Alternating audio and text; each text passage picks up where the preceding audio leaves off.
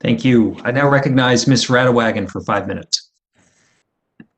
Thank you, Chairman Pappas and Ranking Member Mann, for holding this hearing, and thank you to the panel for your appearance today. Ms. Kramer, how are you going to set up the regional readiness centers to prepare for an unknown future pandemic and at the same time strengthen the supply chain in normal conditions? Yes, it's related. As we heard from Ms. Oakley, this has to be an integrated strategy, using all of the capacity that we have today with our prime vendor programs, with our national contracts, and then what we do is we layer on the regional readiness centers. I think what Andrew and Phil and I bring to this is, having been Army medical logisticians, we understand how DoD has done that to be able to support deploying forces and surge requirements, and that means modeling the need.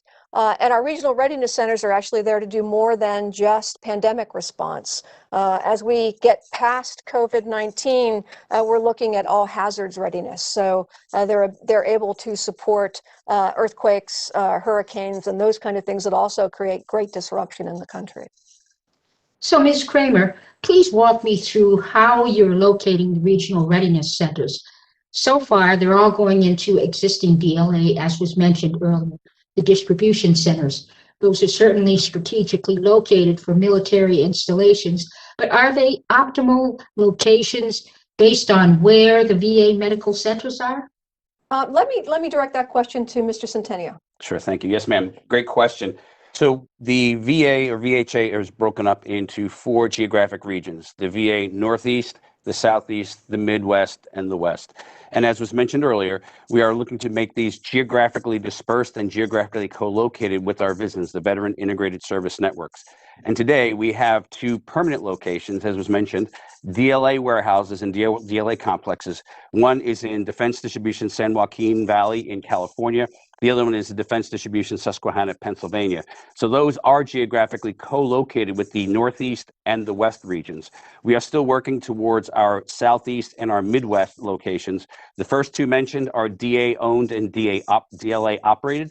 The other 2 will likely be contractor-owned and contractor-operated, because we want to be able to get access to facilities that are optimal for the locations and the support needed. And those 2 are still being worked. And that's why you've heard we actually have 9 current warehouses in 8 locations, as the others that are not the 2 are interims.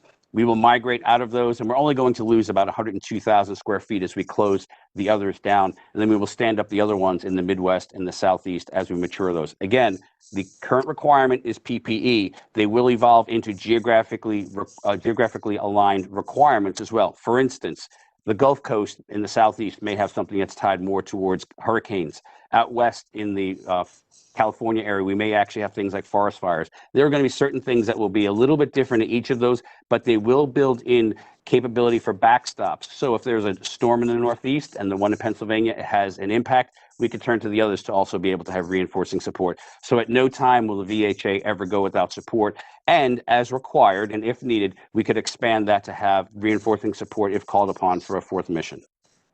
So how are you going to make the centralized inventory model of the regional readiness centers align with the just-in-time inventory model in the rest of VA? Ms. Kramer or sir? Great question. So the RRCs and War Stopper will be complementary, as was mentioned earlier. Our primary opportunity, or our primary means of getting our supplies, is through our MedSurg prime vendor.